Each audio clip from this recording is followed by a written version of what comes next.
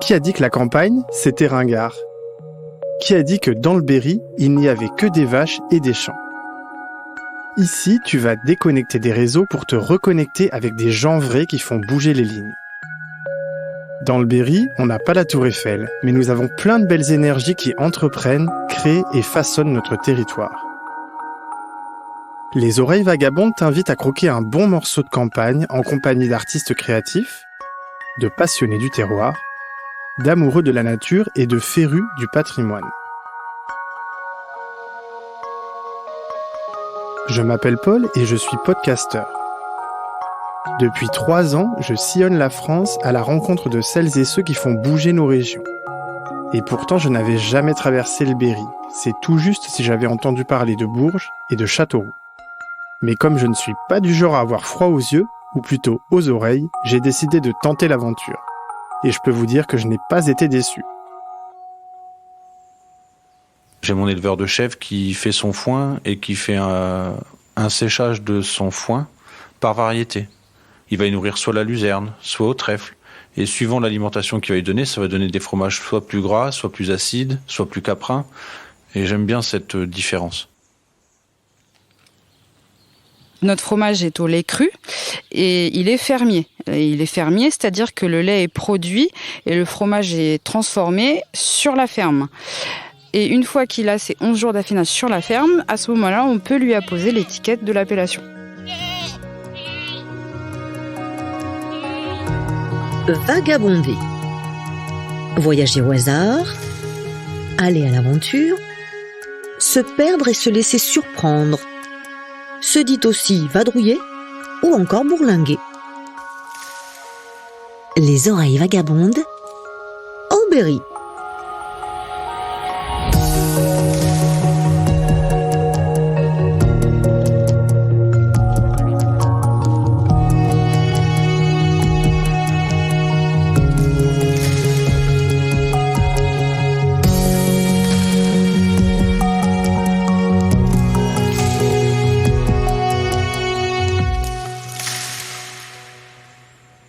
Découvrir le Berry, c'est évidemment goûter à sa gastronomie. Alors tu connais certainement le pâté berrichon, la truffe noire et le crottin de Chavignol, mais je peux t'assurer qu'il y a bien d'autres spécialités locales à déguster. Aujourd'hui, je te propose une escale très gourmande en 2 temps. Nous irons d'abord rendre visite à Julien dans la cuisine de son restaurant étoilé à Bouleret. Ce jeune chef locavore est un fervent défenseur du zéro déchet et nous réaliserons avec lui une recette autour du pané. Nous prendrons ensuite la direction du Valençay pour aller à la rencontre d'Isabelle. Cette éleveuse de chèvres installée dans le petit village de Veuille porte haut les couleurs de son AOP.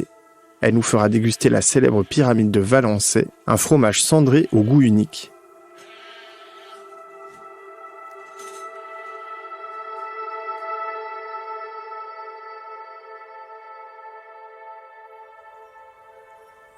Bonjour Julien, je te remercie de m'accueillir ici dans ton restaurant l'Ardoise du Marché.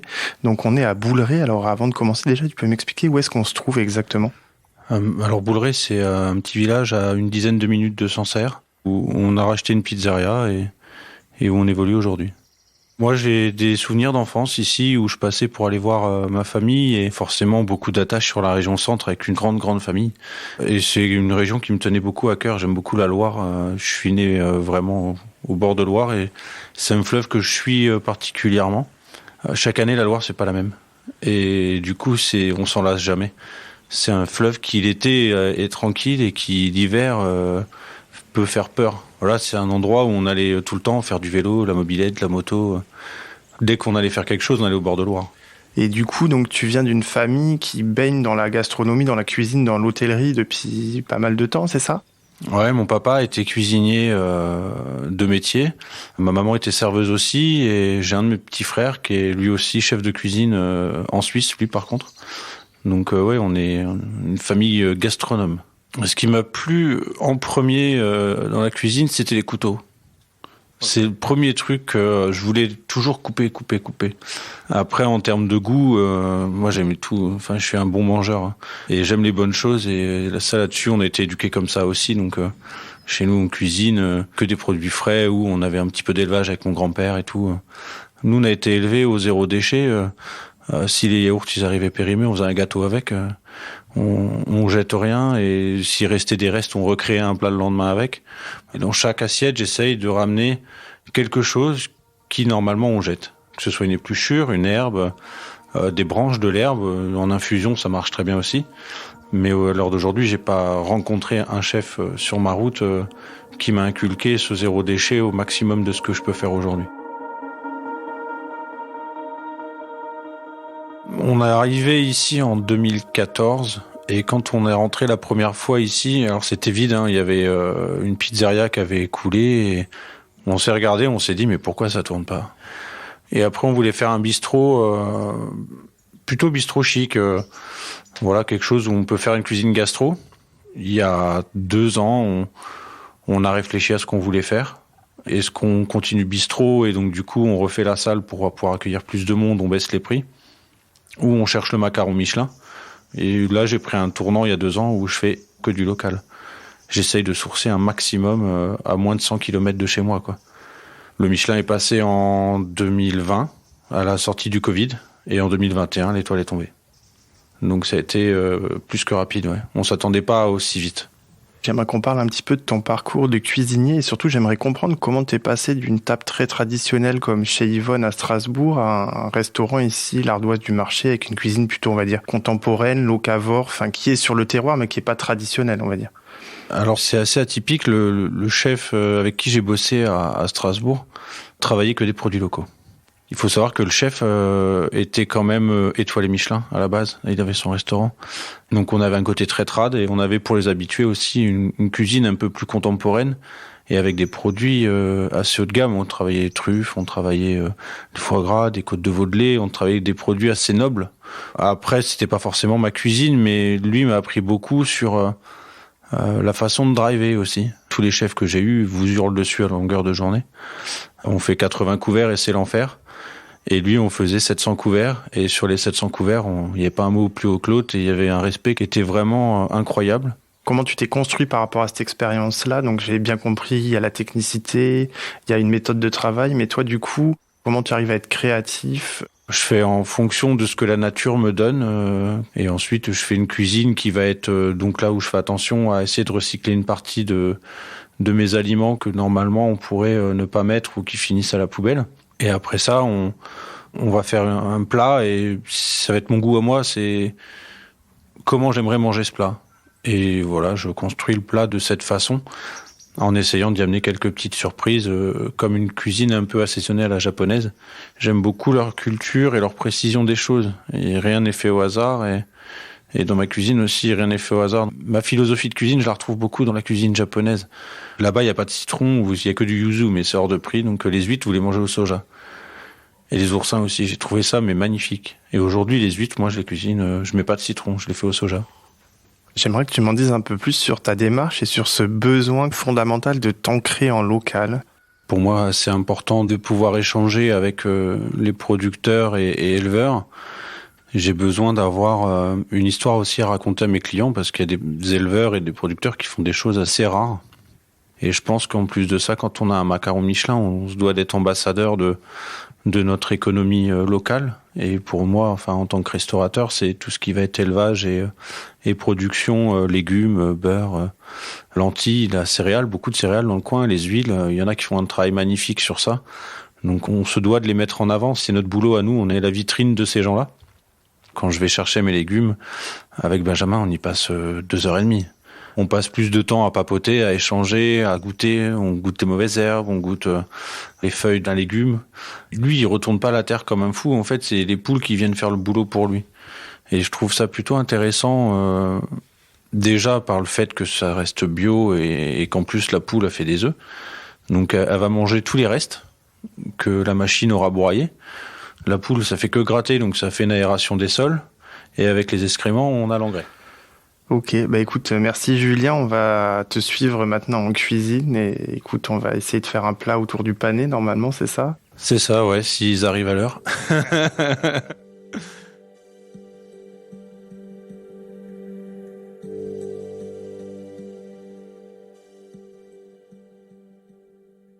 Alors on va faire un plat végétarien à base d'un seul légume et d'un seul produit. Là, on fait un pané qui va être confit à la graisse de canard. Et à un moment, il faut aussi un zéro déchet. Donc du coup, moi, je récupère les peaux que je fais torréfier au four comme des noisettes. Vous me direz ce que vous sentez. Moi, je sens l'arabica, quoi. C'est quand même assez particulier. Donc du coup, après, on vient remettre sur le pané sa peau qui a été torréfiée, en fait. Pour ma note un petit peu asiatique, on va venir le laquer à la sauce soja sucrée, qu'on va venir brûler ensuite au chalumeau. Parce qu'après... Donc, moi, je trouve que ça sent le café. Ah ouais, ça sent vachement le café, ouais. Je fais beaucoup ça d'habitude avec les feuilles, parce que ça amène un côté végétal qui est assez sympa. Le but du zéro déchet aussi, c'est d'amener quelque chose. C'est pas juste de dire je fais zéro déchet. Faut que c'est un intérêt gustatif derrière, et du coup, ça bluffe un peu les gens en disant mais qu'est-ce que c'est que cette poudre ? C'est un côté de café, mais non, c'est la peau du pané, quoi. Donc là, du coup, on va le rôtir entier maintenant, comme une pièce de viande.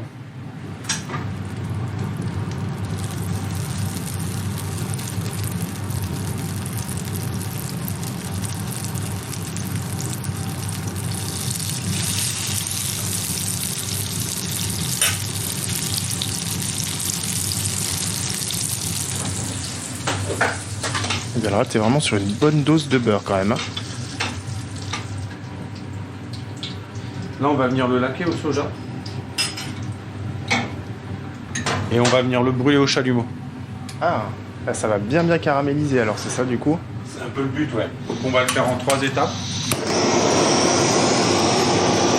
De façon à le caraméliser gentiment. Et le petit coup de la fin pour le lustrer pour qu'il brille bien. Donc là, on a quoi ? Tu disais, ça c'est la purée. La purée, ouais. Donc purée de panais avec fèves de tonka. Donc quelque chose de très traditionnel.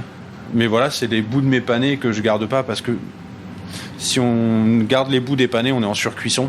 Avant d'être cuit à cœur, on va être trop confit sur la pointe. Panais épinards. Quelques pickles de girolles. Donc on va amener un peu de croustillant avec nos chips. Donc girolles de Sologne. Avec le panais, le côté sous-bois, champignons, tout ça c'est top. Ma poudre de panais forcément. Le but c'est de rendre au panais ce qu'il nous a donné avant. Ok, donc une assiette quand même finalement, enfin je dirais pas simple, mais les produits sont très simples et pourtant t'arrives à quelque chose de super beau et super travaillé. Le but c'est de faire quelque chose qu'on va pas forcément pouvoir trouver quelque part. Dans n'importe quel restaurant, moi je veux pas proposer un simple panais cuit à l'eau ou cuit au four comme on peut trouver un peu partout. Voilà, moi je pousse le vice un peu plus loin et pour toujours garder mon côté qu'est-ce que je fais de la partie que normalement on jette, ma petite touche asiatique et puis on est que sur du local.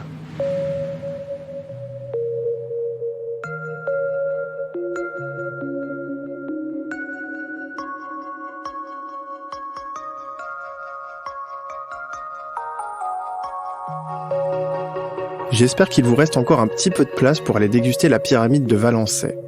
Isabelle, la jeune présidente de l'AOP, nous attend dans sa ferme pour aller faire la connaissance de ses chèvres. C'est parti. Isabelle, bonjour. Écoute, je te remercie de m'accueillir ici dans ta ferme. On est à 2 pas de Valençay. Bonjour, bienvenue. Donc j'ai repris la ferme il y a 6 ans maintenant d'une personne qui est partie à la retraite. La particularité de la ferme, c'est d'être située en zone d'appellation protégée Valençay et Celles-sur-Cher. Et donc derrière cette AOP, on a un cahier des charges à respecter. Donc ça va être la race. Donc ici, dans notre bâtiment, on va trouver des alpines. Tu peux me les montrer là ? Alors l'alpine, c'est celle qui est en train de se faire brosser là-bas par la brosse automatique. Ensuite, au niveau du cahier des charges, va être autorisée la saanen. Donc la saanen, c'est une chèvre qu'on va plutôt retrouver sur des troupeaux laitiers. Et sur mon troupeau, j'ai une particularité. Donc, je suis dans une démarche de travail pour la reconnaissance d'une race qui est la cou clair du Berry. Donc, sa spécificité, c'est qu'elle a le cou clair et le dos noir. Celle qui est au fond là-bas, c'est ça ? C'est ça, c'est celle-là. Donc, à la base, c'est une alpine cou clair. Elle a été travaillée par les berrichons pour en faire leur chèvre. En élevage, il faut éviter de trop s'attacher parce qu'un jour ou l'autre, ces chèvres, elles doivent partir. Sauf que y en a en fait qui sont tellement attachantes que elles ne partent pas. Et par exemple, si je vous appelle Surprise, normalement, elle devrait nous répondre. Surprise ? Viens, fille ! Surprise ! Oh, ma fille ! Oui ? Voilà, ça c'est Surprise.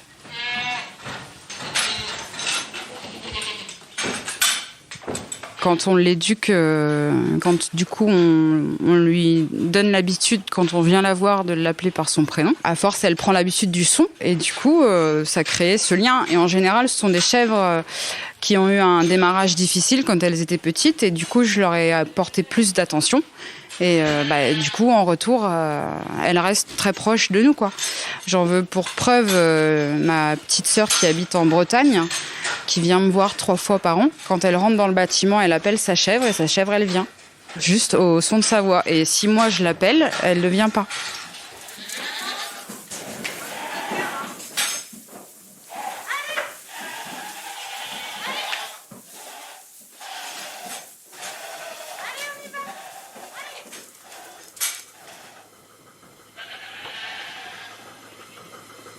Donc on vient d'assister à la traite, je sais que c'est un moment important dans ta journée, tu peux me raconter un petit peu comment ça se passe, ce que tu fais à ce moment-là? La traite, effectivement, c'est très important. D'abord, c'est une chose à laquelle on ne peut pas couper.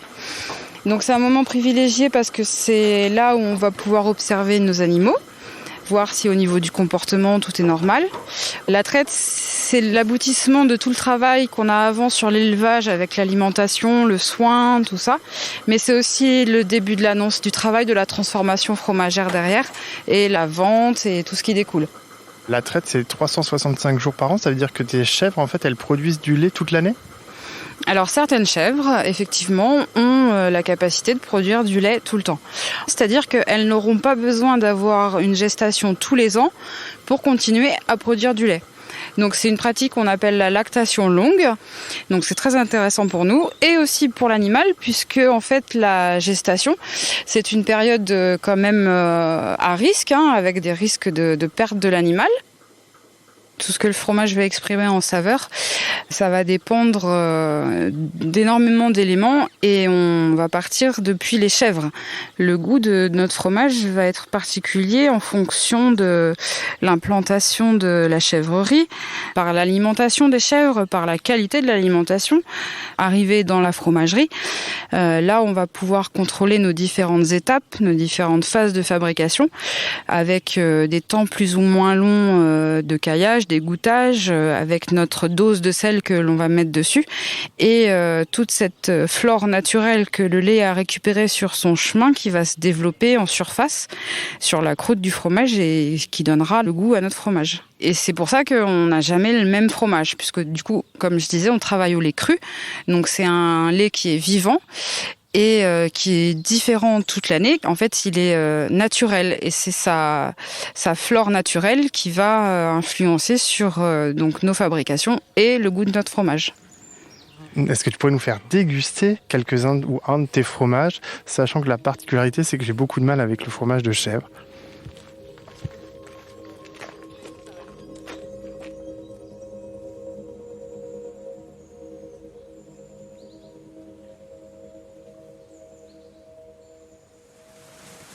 On goûte alors du coup ? Allez, on y va, Allez, on se lance. À toi l'honneur.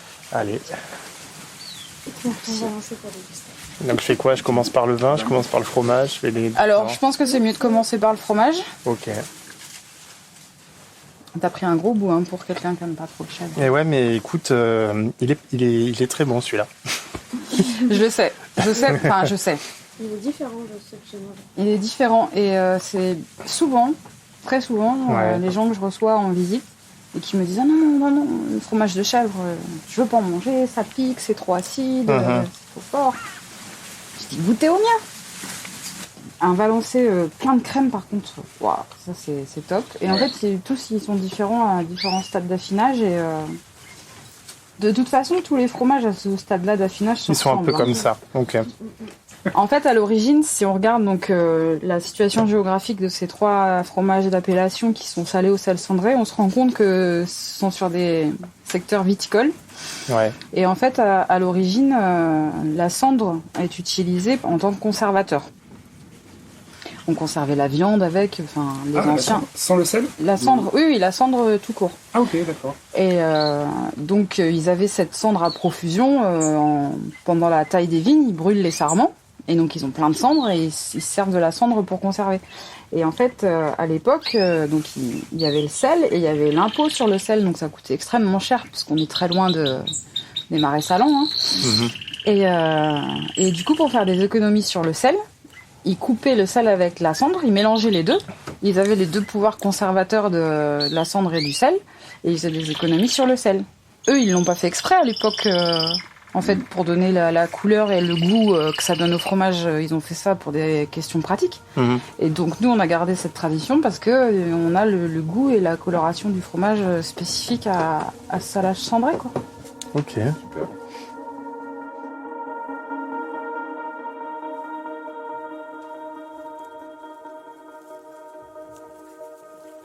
Donc on a beaucoup parlé de ta ferme, on a beaucoup parlé de tes chèvres, mais on n'a pas beaucoup parlé de toi.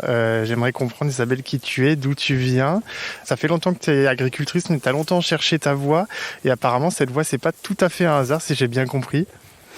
Alors oui, effectivement, donc moi je suis originaire de la région centre, de l'Indre et de la Brenne plus précisément.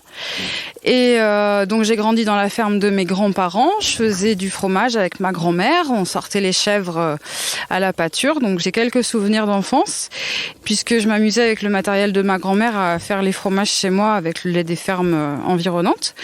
Et puis ce désir depuis toute petite d'être agricultrice. Et donc voilà, je suis retournée à l'école pour me former, pour être responsable d'exploitation agricole. Je me suis spécialisée en élevage caprin, transformation fromagère et vente.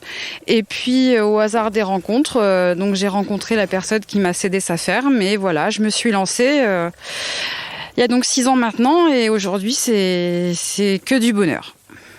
Il y a des petits chatons qui te montent dessus, trop mignon. Alors tu parles de passion, qu'est-ce qui te passionne dans ton métier ? Alors ce qui est passionnant, c'est le contact avec les animaux, le travail avec la nature, puisqu'en fait on est vraiment complice avec la nature, avec le climat, puis aussi dans mes engagements autres, que ce soit en agricole ou pas d'ailleurs, puisque je suis aussi présidente du syndicat d'appellation valençais. Quand je me suis installée, j'avais vraiment envie d'être acteur de ce que je faisais et j'avais à cœur de défendre ces produits, mon fromage, le territoire. Donc voilà, j'essaye d'y mettre beaucoup de cœur, même si le temps me manque énormément, mais la défense de ce produit est très important pour moi. Si tu as envie de découvrir la gastronomie du Berry, de nombreuses options s'offrent à toi. Parcourir la Champagne berrichonne à la découverte du vin AOC Reuilly et de la lentille verte du Berry. Explorer le Sancerrois pour déguster un vin AOP Sancerre et goûter le crottin de Chavignol. Déguster du vin de Mentou-Salon sur la route de Jacques-Cœur. Redécouvrir la Brenne et son AOP Pouligny-Saint-Pierre. S'aventurer dans le sud Berry pour déguster le vin AOC Châteaumeillan. Dans le prochain épisode, je t'emmène à la découverte de Bourges. Pour cette dernière étape, je serai accompagné par un duo de choc composé de Pascal Chaupitre, un célèbre chef cuisinier, et Guillaume Ledoux, le chanteur des Blancas. Tu as aimé cet épisode ? Alors n'hésite pas à le faire savoir en parlant autour de toi. Pense aussi à t'abonner au podcast Les Oreilles Vagabondes sur ta plateforme d'écoute favorite. Et n'oublie pas de nous laisser un commentaire et des étoiles.